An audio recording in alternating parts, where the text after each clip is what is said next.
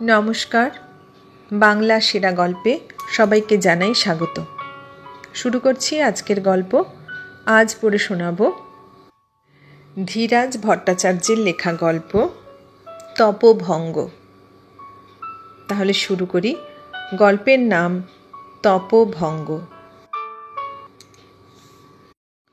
ঘটনাটা কোথায় ঘটেছিল, কবে ঘটেছিল নাইবা জানলেন।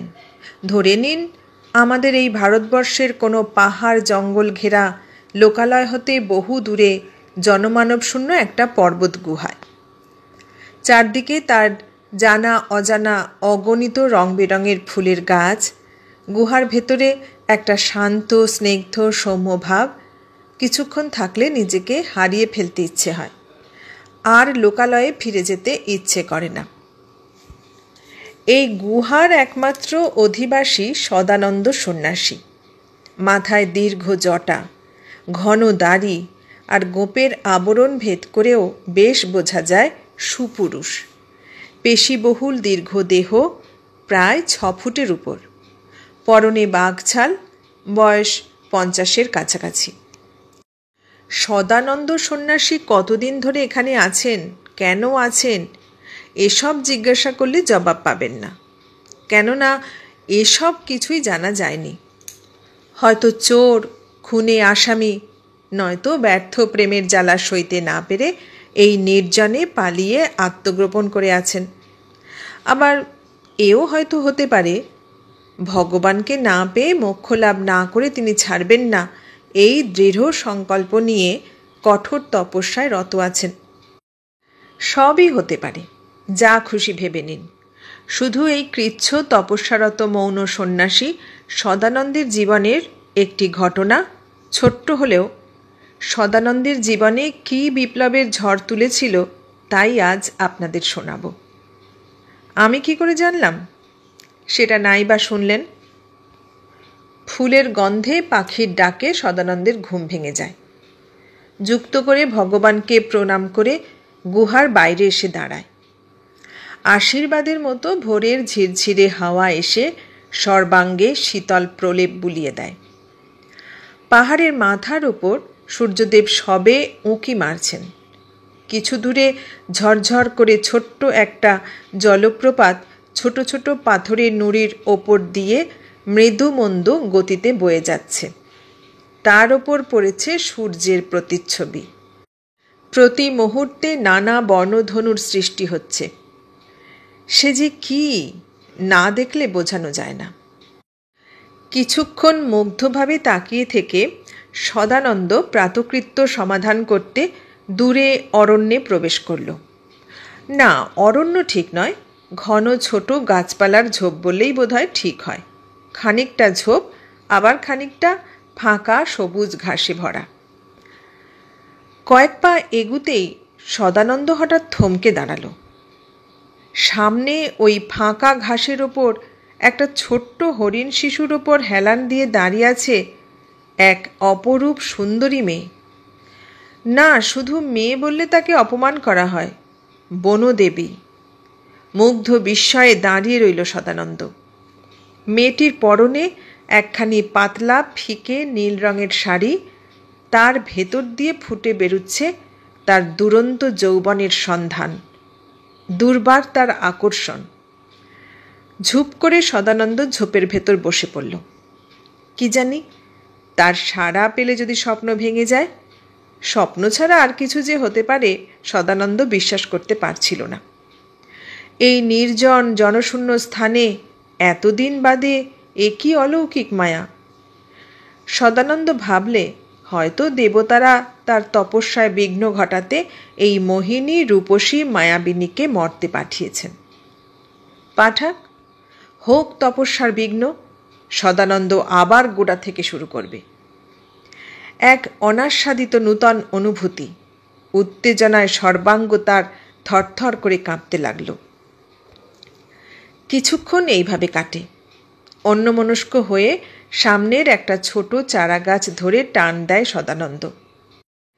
বিনা আপত্তিতে উঠে আসে বৃক্ষ শিশু। সঙ্গে সঙ্গে ঝোপটা নড়ে ওঠে, আর সেই সঙ্গে স্বপ্নও যায় ভেঙে। ভীত চকিত হরিণ শিশু কান খাড়া করে এক মুহূর্ত দাঁড়ায়, পরক্ষণেই তীর বেগে ছোটে। বনদেবী আচমকা চমকে উঠে পড়ে যায় ঘাসের ওপর চিৎপাত হয়ে। ফিকে নীল রঙের শাড়ি স্থানভ্রষ্ট হয়ে ঘাসের ওপর তালগোল পাকিয়ে যায়। গাঢ় অন্ধকারের বুকে বিদ্যুতের ক্ষণিক ঝলক। পর মুহূর্তে মেয়েটি উঠে পড়ে। হাতে তার লম্বা একটা দড়ি, তার অন্য প্রান্ত হরিণ শিশুর গলায় বাঁধা। সব নিস্তব্ধতা ভেঙে দিয়ে খিলখিল করে হেসে ওঠে মেয়েটি।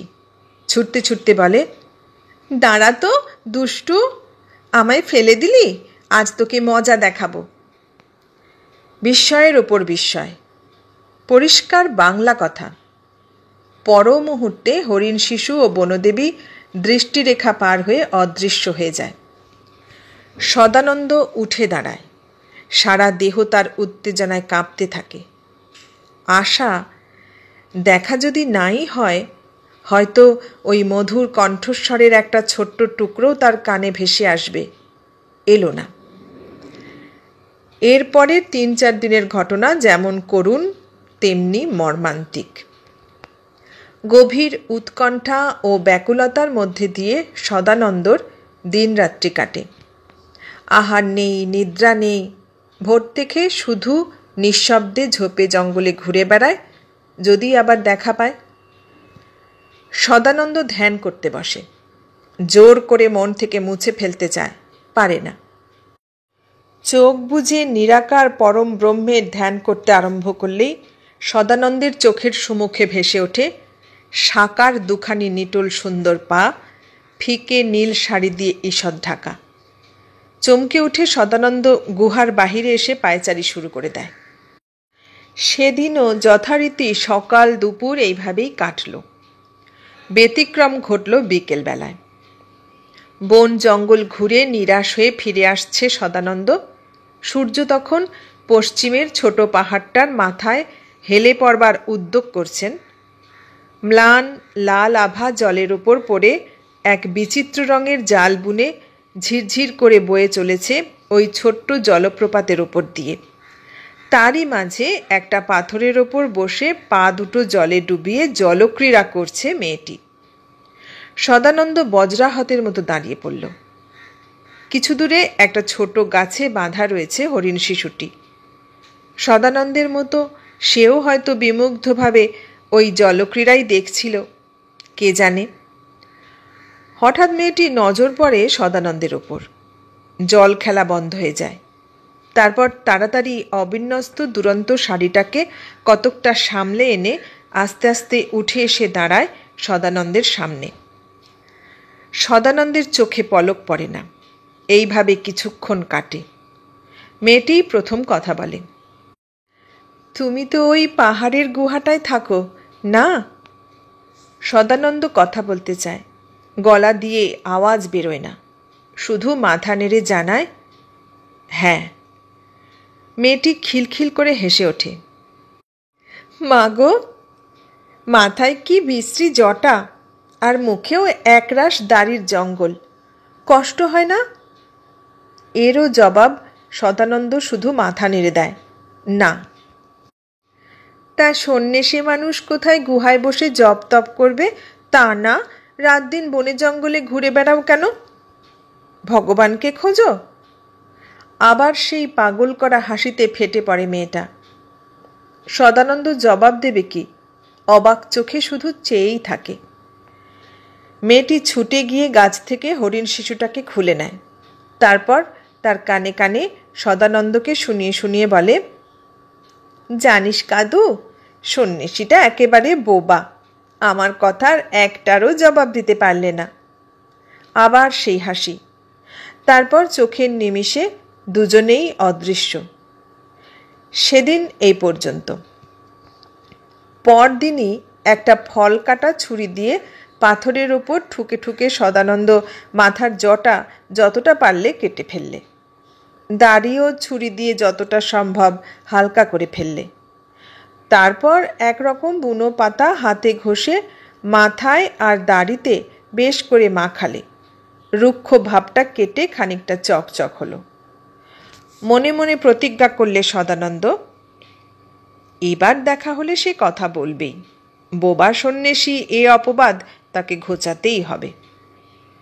দেখা সেই দিনই হলো সন্ধ্যার কিছু আগে। সদানন্দ গুহার বাইরে দাঁড়িয়েছিল। মেয়েটি হরিণ শিশুকে নিয়ে একেবারে সামনে এসে হাজির। পরক্ষণেই বিস্ময়ে দুচোখ কপালে তুলে মেয়েটি বললে, ও মা, সন্ন্যাসী ঠাকুরের একই মূর্তি! তোমার নাম? জিজ্ঞাসা করে সদানন্দ। প্রথমত থতমত খেয়ে যায় মেয়েটা। তারপর হরিণটাকে লক্ষ্য করে বলে, জানিস কাদু, সন্ন্যাসীটা বোবা নয়, কথা বলতে পারে। তোমার নাম? বজ্রগম্ভীর স্বরে আবার জিজ্ঞাসা করে সদানন্দ। দুষ্টুমি ভরা চোখ দুটো সদানন্দের গুরুগম্ভীর মুখের ওপর বুলিয়ে নিয়ে মেয়েটি জবাব দেয়, মুন্নি। কোথায় থাকো? ওই যে হোথায়, বনের সীমানা পেরিয়ে যেখানটা ঢালু জমি নেমেছে, ওই পাহাড়টার উঁচু ঢিবিটায় উঠলে দেখা যায় টিনের ঘর, সেথায় থাকি। এক অজানা উত্তেজনায় সর্বাঙ্গ কাঁপতে থাকে সদানন্দর। তবুও সংশয় ঘোচাতে গাঢ় স্বরে জিজ্ঞাসা করে, ওখানে তুমি একা থাকো মুন্নি? ধ্যাত, একলা থাকবো কেন? আমি থাকি, আমার মা থাকে, বাবা থাকে, আর থাকে কাদম্বিনী। কাদম্বিনী? অজ্ঞাতে বেরিয়ে আসে সদানন্দের গলা দিয়ে। হ্যাঁ, এই তো, বলে হরিণ শিশুটাকে আদর করে একটা চুমু খেয়ে বলে, এই তো কাদম্বিনী, আমি আদর করে ডাকি কাদু। তুমি বুঝি এ অঞ্চলে নতুন এসেছ? সদানন্দ বলে, না, আজ 15-16 বছর আমি এ গুহায় আছি। বিস্ময়ে দুচোখ কপালে তুলে মুন্নি বলে, এতদিন আছো আর আমার বাবাকে চেনো না? আমার বাবাকে এ অঞ্চলের পশু পক্ষী সবাই চেনে আর ভয় করে। এ হেন মানুষটাকে না চেনা যে সত্যিই অপরাধ, সদানন্দ মনে মনে স্বীকার করে নেয়।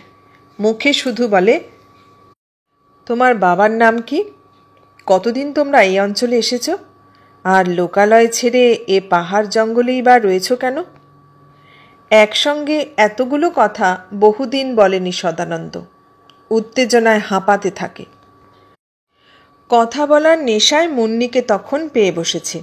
সে বলে, আমার বাবার নাম গজানন্দ কর্মকার। বাড়ি আমাদের কলকাতার কাছাকাছি একটা গ্রামে। বাবা নাম করতে মানা করে দিয়েছেন। আমার বাবা খুব ভালো ছুরি, বর্শা, দা, বল্লম ইত্যাদি তৈরি করতে পারে।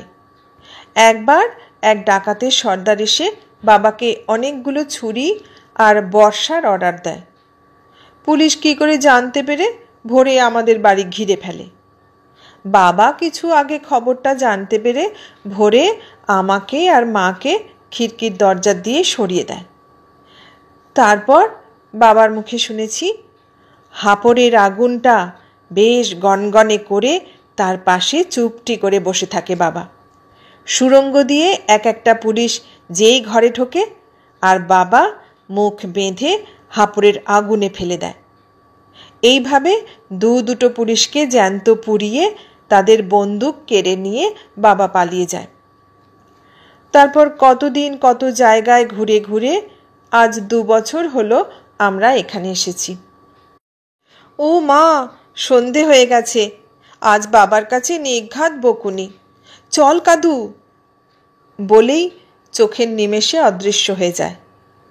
সদানন্দ স্থাণুর মতো সেইখানে দাঁড়িয়ে থাকে। প্রতিধ্বনির মতো মুন্নির কথাগুলো পাহাড়ের গায়ে ধাক্কা খেয়ে আবার সদানন্দর কাছেই ফিরে আসে।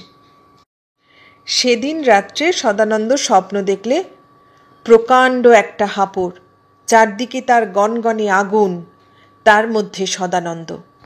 পাশে দাঁড়িয়ে আছে ভীষণ দর্শন একটা দৈত্য, হাতে তার প্রকাণ্ড লোহার ডান্ডা।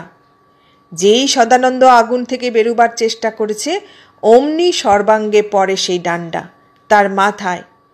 অব্যক্ত যন্ত্রণায় সদানন্দ চিৎকার করে ওঠে, আর পাশ থেকে মুন্নির গলায় কে যেন খিলখিল করে হেসে ওঠে। চিৎকার করে উঠে বসে সদানন্দ। ঘুম ভেঙে যায়। বৃষ্টিধারার মতো ভিজে পাথরটা থেকে ঘাম গড়িয়ে পড়ে। অনেকক্ষণ বসে ভাবে সদানন্দ। ঠিকই হয়েছে, যেমন এ বয়সে তার মতিভ্রম হয়েছিল, ভগবান তাই চোখে আঙুল দিয়ে দেখিয়ে দিলেন। আর নয়, এবার থেকে আর সে গুহার বাইরেই যাবে না। আবার ভাবে, মেয়েটার নাম কি মিষ্টি, মুন্নি, মুন্নি মুন্নি। প্রলোভন প্রবল হয়ে ওঠে। ভাবে, এও হয়তো হতে পারে যে তারই জন্যে ভগবান এতদিন বাদে এই জনশূন্য অরণ্যে মুন্নিকে পাঠিয়েছেন। এমন বহু মুনি ঋষির কথা সদানন্দ শুনেছে, যারা বিবাহ করে সস্ত্রীক পর্বত গুহায় আস্তানা গেড়ে পরমানন্দে জপতপ করছেন। তবে তার বেলাতেই বা ব্যতিক্রম হবে কেন? চিন্তার জাল ছিঁড়ে যায়। সদানন্দের কানে মুন্নির কথাগুলো ভেসে আসে। গজানন্দ কর্মকার দুটো পুলিশকে জ্যান্ত আগুনে পুড়িয়ে মেরেছে। মনটা দমে যায়। সদানন্দ ঠিক করে ফেলে, আজই এর একটা হেস্তনেস্ত করে ফেলবে। এভাবে মানুষ বাঁচতে পারে না। সম্ভব অসম্ভব নানা বিস্তার জাল বুনে সারা দুপুরটা কাটিয়ে দেয় সদানন্দ। সব ওলটপালট হয়ে যায় বিকেলবেলায় মুন্নির ডাকে। গুহার বাইরে থেকে মুন্নি ডাকে, কই গো সন্ন্যাসী ঠাকুর। ধর্মর করে উঠে বাইরে এসে দাঁড়ায় সদানন্দ। উৎকণ্ঠা ব্যাকুল কণ্ঠে মুন্নি বলে, আমার কাদুকে দেখেছ? আজ দুপুর থেকে খুঁজে পাচ্ছি না। আশ্বাস দিয়ে সদানন্দ বলে, যাবে আর কোথায়, এইখানে কোথাও লতাপাতা খাচ্ছে। তারপর দুজনে মিলে ঝোপ জঞ্জাল খুঁজতে শুরু করে। ঘন ছোট গাছের জঙ্গল। যেতে যেতে দুজনে গায়ে গা লেগে যায়। মুন্নি গ্রাহ্য করে না। সদানন্দের সারা দেহে বিদ্যুৎ ছোটে। মাঝে মাঝে ছোট কাঁটার গাছে মুন্নির শাড়ি আটকে যায়। বুকের কাপড় যায় সরে। সদানন্দ থমকে দাঁড়িয়ে পড়ে। লোলুপ চোখ দুটো দিয়ে সে যেন মুন্নিকে গিলে খায়। চকিতে কাপড় ঠিক করে নেয় মুন্নি। সদানন্দের দিকে একটা সলজ্জ দৃষ্টি হেনে বলে, কই খোঁজো? আবার খোঁজা শুরু হয়। এইভাবে ঘণ্টাখানেক কাটে। একটা ছোট ঝোপের মধ্যে কাদুকে পাওয়া যায়। সদানন্দই প্রথম দেখে। গলার দড়িটা একটা ঝোপের মধ্যে বেশ রকম করে জড়িয়ে অসহায় চোখ দুটো ওপরে তুলে দাঁড়িয়ে আছে কাদম্বিনী।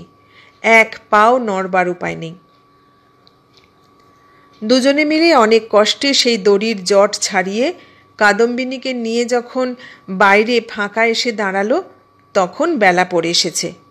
একটা পাথরের ঢিবির ওপর ক্লান্ত অবসন্নভাবে বসে পড়ে মুন্নি। কোলের মধ্যে কাদম্বিনীকে টেনে নেয়। তার মুখে মুখ ঘষে আদর করে, পিঠে হাত বুলায়। সদানন্দও আজমরিয়া। সেও চুপ করে বসে পড়ে মুন্নির পাশে। কথা শুরু করার সূত্র খুঁজে পায় না সদানন্দ। অগত্যা কাদুর পিঠে আদরের ভঙ্গিতে হাত বুলায়। এইভাবে কিছুক্ষণ কাটে। হঠাৎ ভারী গলায় ডাকে সদানন্দ, মুন্নি। চকিতে মাথা তুলে জিজ্ঞাসু চোখ দুটো সদানন্দের মুখের ওপর মেলে তাকায় মুন্নি। সে চাউনি সইতে পারে না সদানন্দ। মুন্নির দিক থেকে ফিরিয়ে নিয়ে কাদুর দিকে তাকিয়ে থাকে। অজ্ঞাতে হাত দুটো কাদুর পিঠে বোলাতে থাকে। মুন্নি বলে, আমায় কিছু বলবে? তেমনি কাদুর দিকে চেয়েই সদানন্দ বলে, সুন্দর, এত সুন্দর আমি জীবনে দেখিনি। হয়তো লজ্জা পায় মুন্নি। মুখে শুধু বলে, ধ্যাৎ। সদানন্দ মরিয়া হয়ে বলে যায়, জীবনে আমার একটি বাসনা শুধু অপূর্ণ রেখেছেন ভগবান। আজ মনে হচ্ছে তাও সফল হবে। তা না হলে ওই পাহাড়ের ওপর থেকে লাফিয়ে পড়ে আত্মহত্যা করা ছাড়া আমার অন্য পথ নেই। বুক থেকে একটা চাপা দীর্ঘশ্বাস বেরিয়ে আসে সদানন্দর। মুন্নি চমকে ওঠে, তাকায় সদানন্দের দিকে, তারপর কাদুকে টেনে নেয় আরও কাছে। কিছুক্ষণ দুজনেই চুপচাপ। তারপর মুন্নি বলে, এতদিন চেষ্টা করনি কেন? নিজের কানকে বিশ্বাস করতে পারে না সদানন্দ। উত্তেজনায় খপ করে মুন্নির হাত ধরে ফেলে। সত্যি?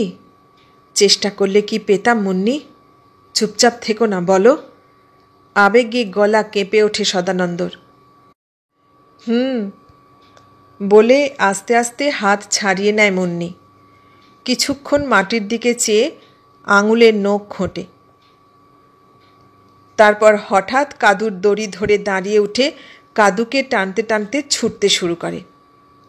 কিছু দূর গিয়ে থমকে দাঁড়িয়ে পড়ে, চেঁচিয়ে বলে, তা আমায় বললে হবে কি? কাল সকালে আমাদের বাড়িতে এসে বাবাকে বলো। পর মুহূর্তে সন্ধ্যার অস্পষ্ট আধারে হারিয়ে যায় মুন্নি আর কাদম্বিনী।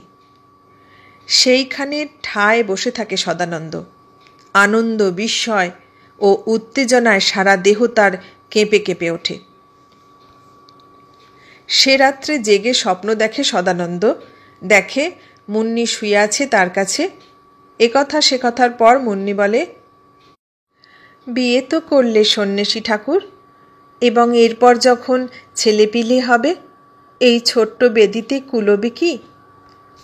সদানন্দ ভাবে, সত্যিই তো, অত ছোট বেদিতে কি হবে?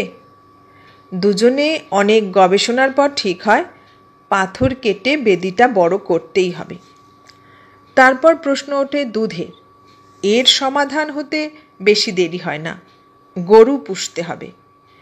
এইভাবে সংসারের খুঁটিনাটি সব ব্যবস্থা যখন সে করে ফেললে তখন ভোর হয়ে এসেছে। তাড়াতাড়ি উঠে পড়ে সদানন্দ প্রাতকৃত্য শেষ করে ঝর্নার জলে বেশ করে স্নান করে সদানন্দ। তারপর সেই পাতার রস বেশ যত্ন করে মাথায় ও দাড়িতে মাখে। গুহার একটা ছোট কুলুঙ্গি থেকে নতুন একটা বাঘ ছাল বের করে।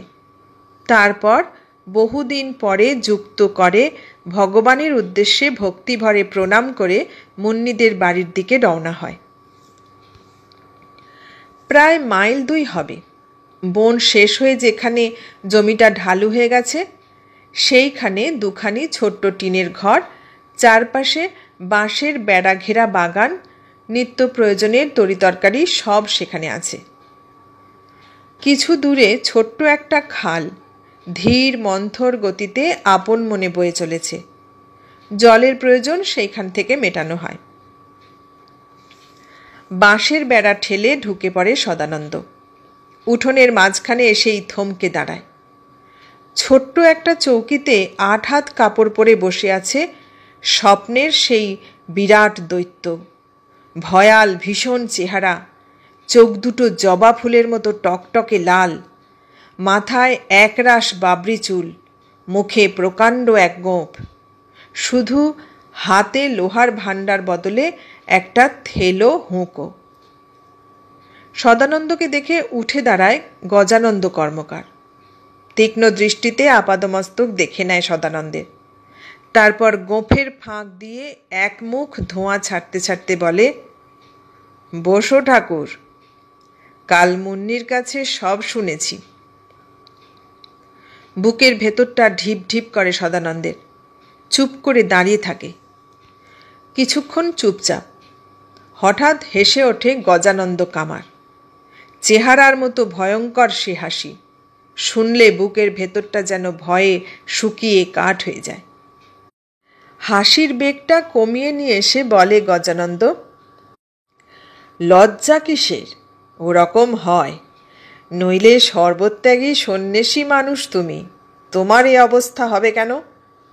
মুন্নি বলছিল তুমি নাকি আবার আত্মহত্যা করবে বলে ভয় দেখিয়েছ।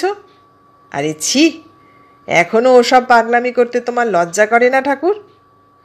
যাই হোক, শোনো, আমি এক কথার লোক।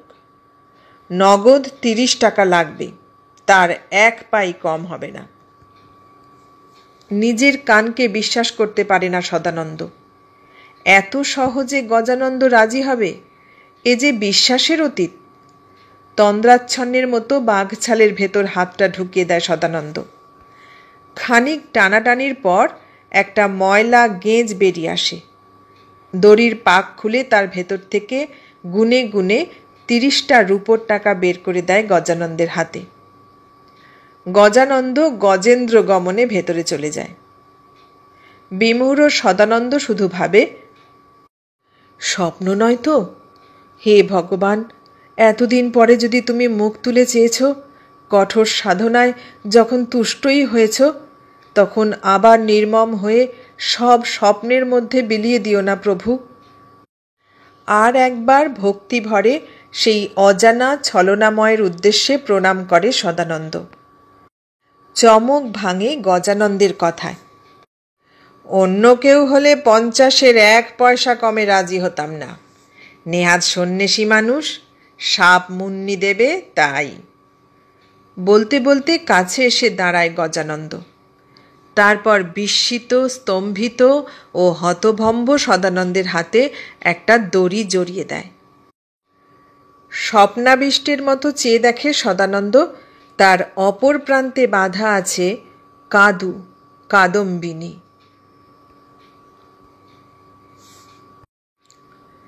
এতক্ষণ শুনলেন ধীরাজ ভট্টাচার্যের লেখা গল্প তপভঙ্গ। কেমন লাগলো গল্পটা? ভালো লাগলে লাইক, কমেন্ট, শেয়ার করবেন। আর নতুন বন্ধু হলে সাবস্ক্রাইব করার অনুরোধ রইল। সবাইকে অনেক ধন্যবাদ জানিয়ে আজ এখানেই শেষ করলাম।